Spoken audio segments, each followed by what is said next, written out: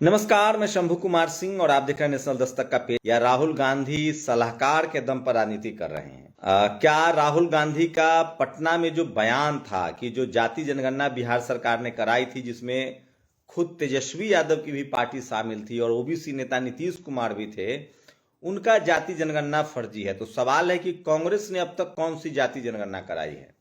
और आज भी अभी भी लगभग कई राज्यों में कांग्रेस की सरकारें हैं जहां 27% रिजर्वेशन भी नहीं है।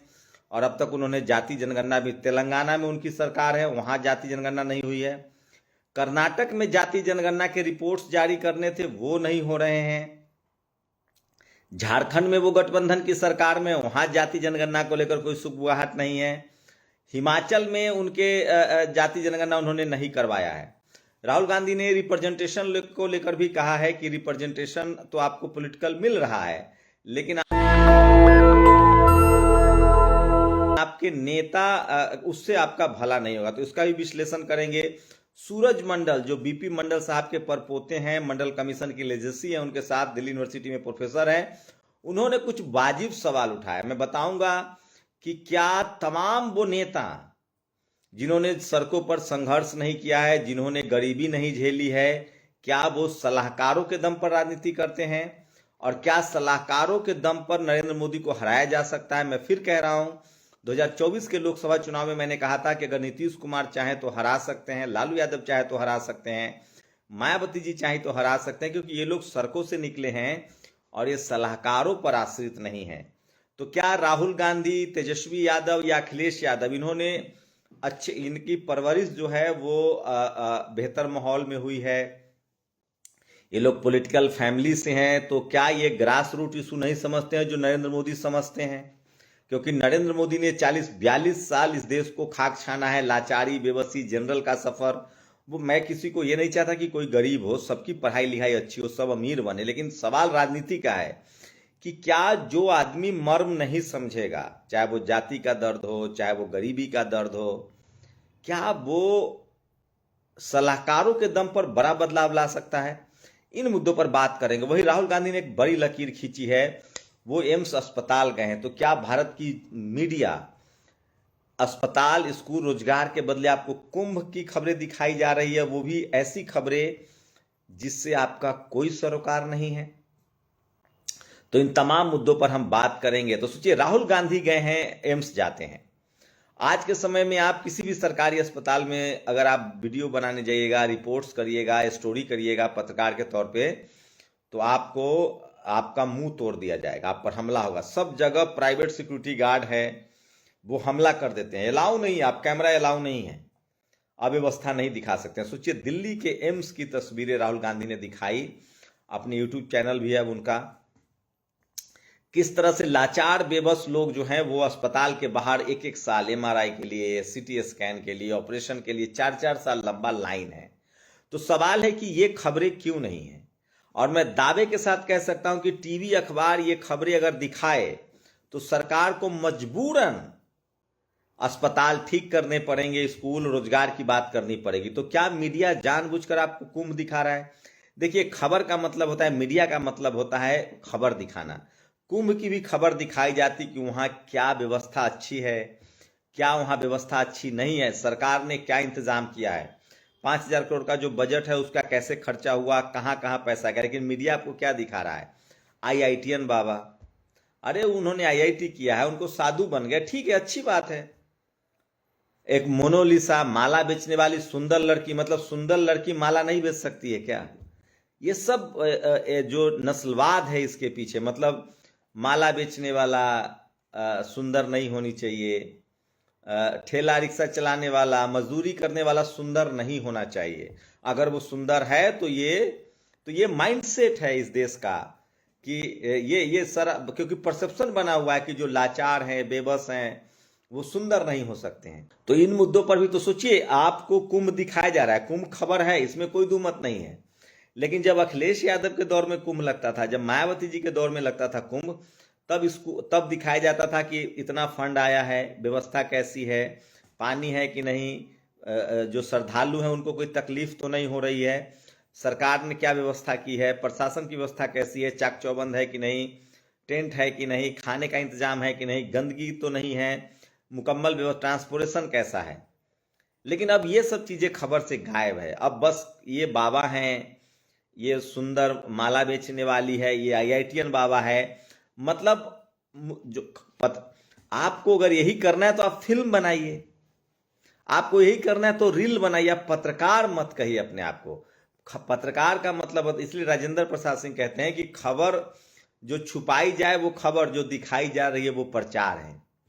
तो इस सरकार के दो प्रवक्ता आपके घर में, एक टीवी और अखबार, अब सोशल मीडिया भी, यूट्यूब भी, तो उससे सावधान रहिए।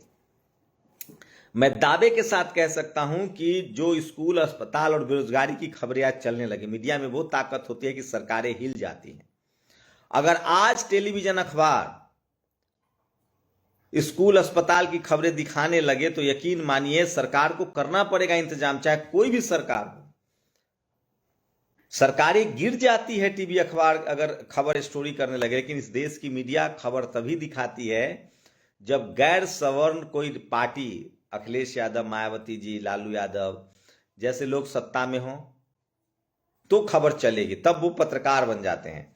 अभी आपको इसलिए खबर नहीं दिखाई जा रही कि जो लोग पत्रकार हैं उनकी जाति की वजह से उनको लगता है कि हमारी जाति की सरकार है। धर्म का भी नहीं, 90% OBC, SC, ST हिंदू है, लेकिन उसके रोजगार की बात नहीं होगी, अस्पताल स्कूल की बात नहीं होगी, नौकरी की बात नहीं होगी।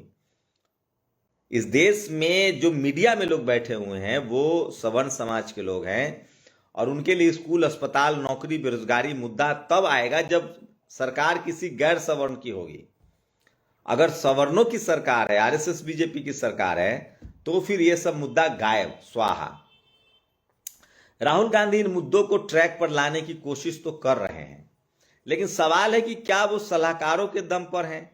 राहुल गांधी एक संपन्न परिवार में पैदा हुए हैं। उनके नेहरू, इंदिरा जी, राजीव गांधी प्रधानमंत्री रहे हैं।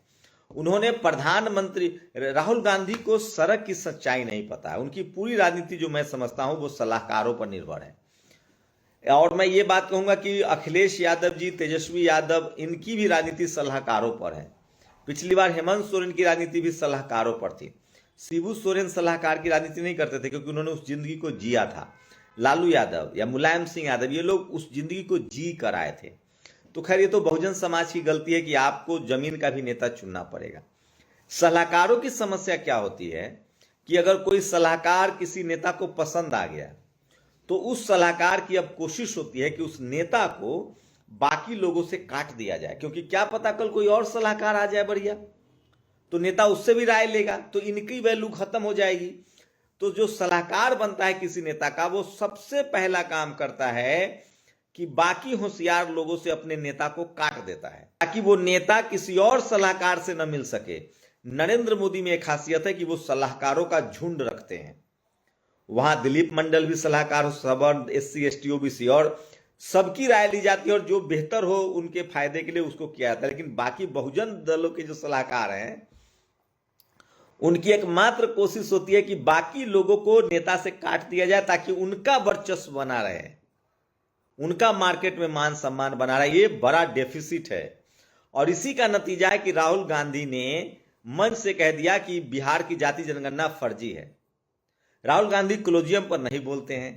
SC, ST, OBC वो उनकी सही है कि जाति जनगणना एक्सरे है, ये भी सही है, ब्यूरोक्रेसी को लेकर बोलते हैं, मीडिया को लेकर बोलते हैं। लेकिन मैं फिर कह रहा हूं, संविधान तभी बचेगा जब आरक्षण इंप्लीमेंट होगा, जाति जनगणना होगी, आरक्षण इंप्लीमेंट होगा। और यह काम नीतीश कुमार और तेजस्वी यादव की सरकार ने किया था, और उसका नतीजा था कि आरक्षण का कोटा भी बढ़ाया गया था। लेकिन अगर आप लेजिस्लेटिव से कोटा बढ़ाएंगे तो हाईकोर्ट, सुप्रीम कोर्ट में कोलोजियम वाले जज हैं, वो रोक देंगे।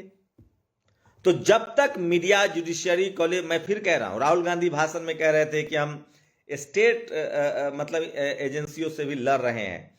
अरे सर, इनकम टैक्स हो, ED हो, CBI हो, चपरासी से लेकर चीफ जस्टिस तक डाइवर्सिटी नहीं है। जब तक डाइवर्सिटी नहीं होगी, हर समाज के, हर कम्युनिटी के, हर धर्म के लोग नहीं होंगे, तब तक इस तरह का खेल चलता रहेगा। मैं इसलिए कह रहा हूं कि ये राहुल गांधी की पूरी राजनीति सलाहकार पर निर्भर है, और कोई जब सलाहकार किसी नेता के करीब हो जाता है तो उस सलाहकार का एक ही एजेंडा रहता है कि उस नेता को बाकी लोगों से दूर रखो ताकि उसकी इंपॉर्टेंस बनी रहे और वो सलाह कम और चापलूसी ज्यादा करने लगता है। क्योंकि वो जो सलाहकार है उसका अपना भी तो इच्छा है, अपनी भी तो राजनीति करनी है। इसलिए जो नेता सड़कों से निकले, अब नीतीश कुमार सड़कों से नेता थे, उन्होंने गठबंधन बना दिया था, इंडिया गठबंधन। नरेंद्र मोदी की सरकार चली जाती, उनको पता था कहां किसको कैसे जोड़ना है। तो राहुल गांधी सलाहकार पर निर्भर हैं, तेजस्वी यादव भी सलाहकार पर निर्भर हैं, अखिलेश यादव जी सलाहकार पर निर्भर हैं। सलाहकार बहुत जरूरी है, लेकिन सलाहकार आप डेमोक्रेटिक बनाइए, बहुत सारे लोगों से सलाह लीजिए और उन लोगों से सलाह लीजिए जिनका सड़कों का संघर्ष है। दो तरह के सलाहकार होते हैं, एक सच्चाई बताते हैं नेता को और एक नेता की तारीफ करते हैं। तो राहुल गांधी भी सलाहकार की राजनीति और बड़ा सवाल उठे, लेकिन बिहार की जाति जनगणना को फर्जी कहना एक बड़ा सेटबैक है और क्लोजियम सिस्टम पर वो बिल्कुल नहीं बोलते। और मैं फिर कह रहा हूं, संविधान तभी बचेगा जब जाति जनगणना होगी, डाइवर्सिटी होगी और तमाम 90% SC ST OBC किसान अल्पसंख्यकों को हर जगह नौकरी मिलेगी। तब सब लोग चेक एंड बैलेंस होगा, तब संविधान बचेगा। जब तक बहुजन नेता अपने सलाहकारों का दायरा नहीं बढ़ाएंगे, आम लोगों से नहीं मिलेंगे। जीवन क्या है, आप जितने लोगों से मिलेंगे उस तरह के अनुभव आप जानेंगे। तो नेताओं का काम है कि वो सड़क पर जाए, लोगों से मिले, समझे कि लोग क्या चाहते हैं। पूरी बातचीत पर आप लोग अपनी प्रतिक्रिया भी जरूर दीजिए और राहुल गांधी की इस लकीर का सम्मान जरूर करना चाहिए कि उन्होंने मीडिया को आईना दिखाया है कि खबर मतलब होता है पीड़ित के साथ खड़ा होना, दुख तकलीफ होना, बाकी सब प्रचार है। आप लोग अपनी राय जरूर दीजिए। शुक्रिया। नेशनल दस्तक की आपसे गुजारिश है कि अगर इसको बचाना चाहते हैं तो नेशनल दस्तक को सब्सक्राइब करने के लिए रेड कलर के सब्सक्राइब बटन को दबाएं, फिर बेल आइकन की घंटी दबाएं। नेशनल दस्तक को बचाने के लिए बहुत जरूरी है कि हर खबर को शेयर करें, लाइक करें, कमेंट जरूर करें।